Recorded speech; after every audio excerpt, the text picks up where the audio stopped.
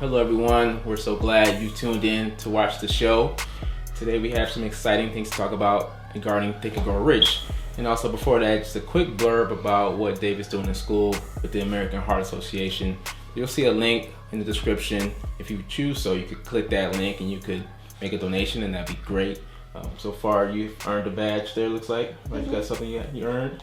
Okay. And so King David decided to take it upon himself to make a donation out of his savings account.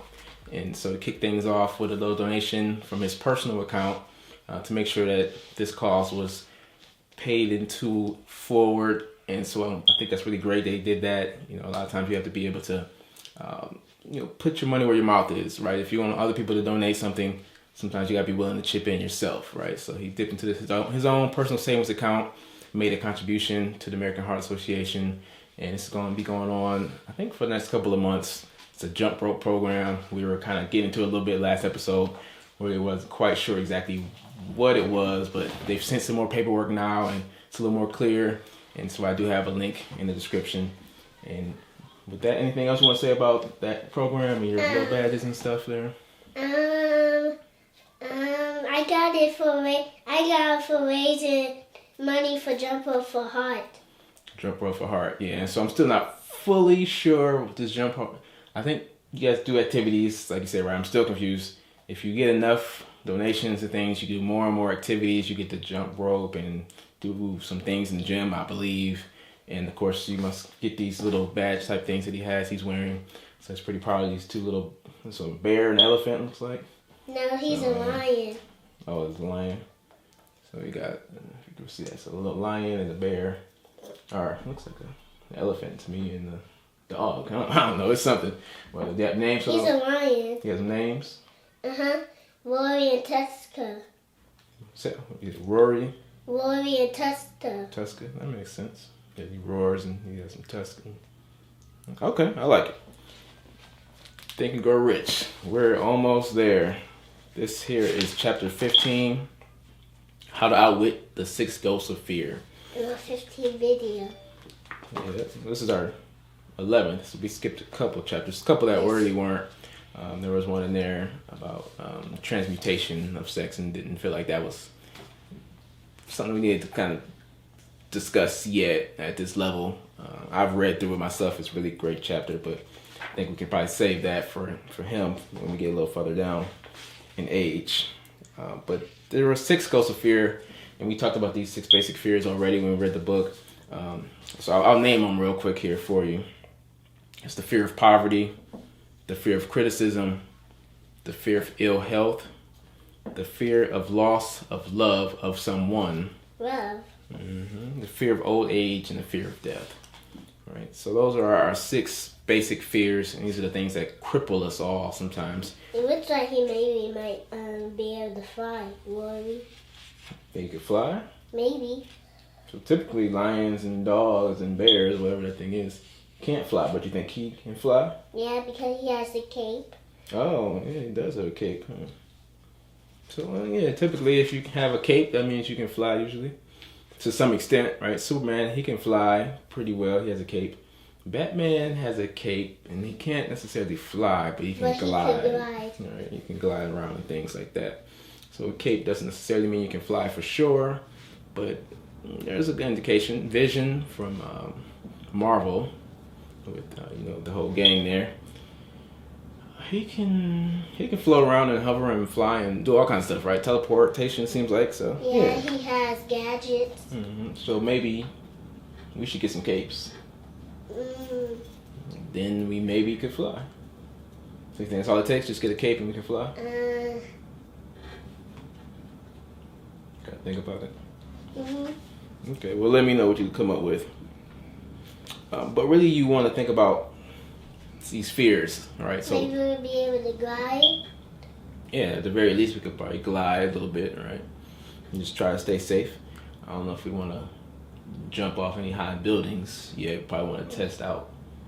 Maybe stay on a low level first. Maybe just jump off a step or something to see if we can kind of glide. Yeah. Okay. Like maybe one right here. So I'm going to break these down one more time because I want to ask this question and leave it in the comments.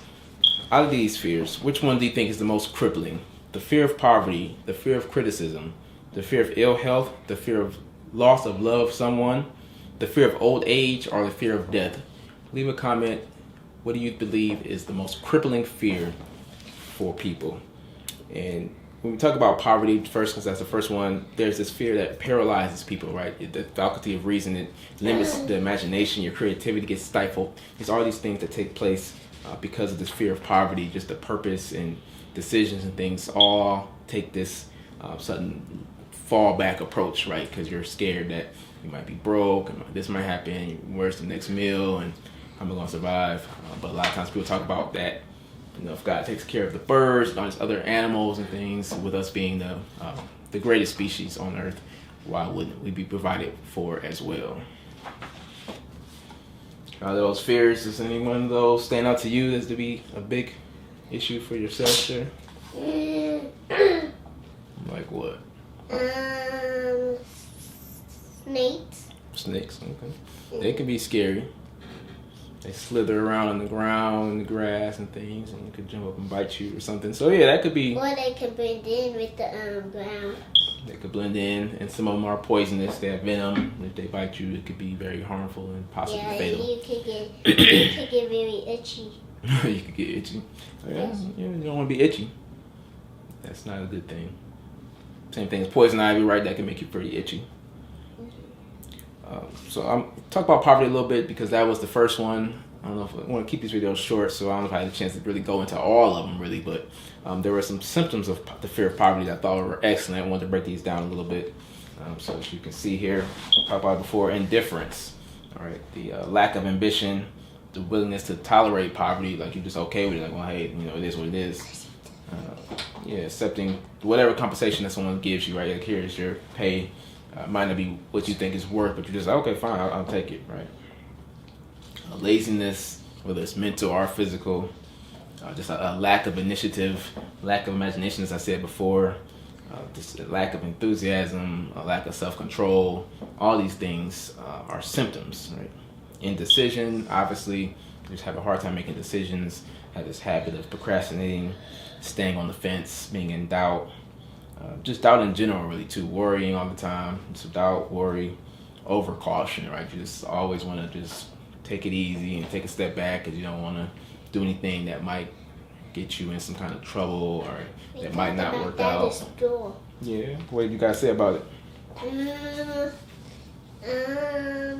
If problems happen and you're really loud, you just have to calm down. Just gotta calm down. You said if something happens and it's loud, you just have to calm down. If somebody did something to you, if it was by accident. It could have been an accident or something. So just to take a step back, maybe take a second look, assess the situation, approach it with a little more integrity and honor, and just to calm down, breathe a little bit. It seems like you're saying there, and just be a gentleman or woman about the situation. Makes sense to me. And procrastination, I think I said that before, and that's been a recurring theme, but that's definitely a symptom there. Just to give a few about criticism, I saw a great post too on Instagram recently about if you're afraid to be criticized and things like that, you can never be successful, right? So if you have this fear of criticism, it's going to always hold you back because you're always going to be afraid that if you put something out there, the negative reviews, the negative comments, the negative feedback, and you just don't want that, right? Even if it's on a smaller level, just working at a job, right? You don't want to try to advance because the higher up you have more bosses and things, supervisors, managers telling you that you're not doing something wrong, that you're not doing something right, and things like that, right? So that could be a real issue. Criticism, you've heard that word. I know it's kind of a bigger word, but it just means somebody just says something that you did that you think is good, maybe isn't that good. That could be the situation, right? So you draw something, and then another kid or a teacher says, "Oh, that's not really that good." That would be criticism. And so what you would want to do with criticism, of course, if it's constructive criticism, some people are just haters, right? But constructive criticism, you're going to want to take that in, like, okay, I received that, and then apply it and become better, right? So just keep on working harder and keep on trying to get better and better, right?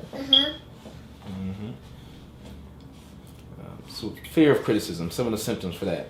Self-consciousness, right? You just are always nervous and timid, walking on eggshells, afraid that if you do something, people are going to criticize you for it. Lack of poise, right? And I wanted to say one more thing too about that criticism thing. Superstar athletes, celebrities, and things like that. I mean, that's that level of success where you have to be really able to be okay with criticism, because once you get to that plane, I mean, everybody's going to criticize you. I mean, I always think about LeBron whenever I think about criticism, and considered the greatest player in the world, arguably, and he's phenomenal to me. But so much criticism on a regular basis, right? And you have to be able to take that. You have to be able to be okay with the fact that you wake up and see all this news about you on a regular basis about how you didn't do this right and you didn't do that right, and the decision that you made right was a horrible decision, and this, that, and this. So that's what people have to realize. There's a certain level of success that there's a lot that comes along with that, right? You have to be okay with that if that's truly what you want in life. The poise, the personality, right? If you just you're gonna lose some charm and things like that if you have this lack of criticism, because being able to be okay with criticism really puts you in a different plane level of thinking and being able to associate with people. Another big one is the inferiority complex. You heard that word before? I don't know if you remember us talking about this part. Inferiority complex. Okay, so that's really just about thinking that you're not good enough, that everybody else is better than you and things like that, right? So you just have this complex that just suggests that you're not as great as other people are. So you want to make sure you avoid that kind of thinking. And then it just comes back to the same thing, the lack of ambition and initiative. Right? So when you have that fear of criticism, it just holds you back, basically. You're just not willing to put the effort in to move forward, to put things out there, especially on a creative basis for the world to see, because you don't want people to say that's terrible, right? So if you're an author, a filmmaker like myself, you create something, a piece, to put that out there in the world for people to either to judge, right? They say, oh, that's great, or they say that's horrible. That takes a lot. Yeah, you have to try harder and harder. Exactly, right? So if I put a film out there, critics are like, that's terrible, like that's the worst thing I've seen, I would look and try to find out what parts were bad. Like, okay, well, they said that this particular scene was bad because of the acting or the lighting or whatever it might be the case. Then I would say, okay, let me make sure when we get back out on the set, when we do our next piece, our next movie, that we make sure lighting each time is terrific. We get the best actors, and I really coach the actors through to make sure that the direction I'm giving them is precise and that they get it and that it's accurate, right? That's going to make the movie the best movie it could be.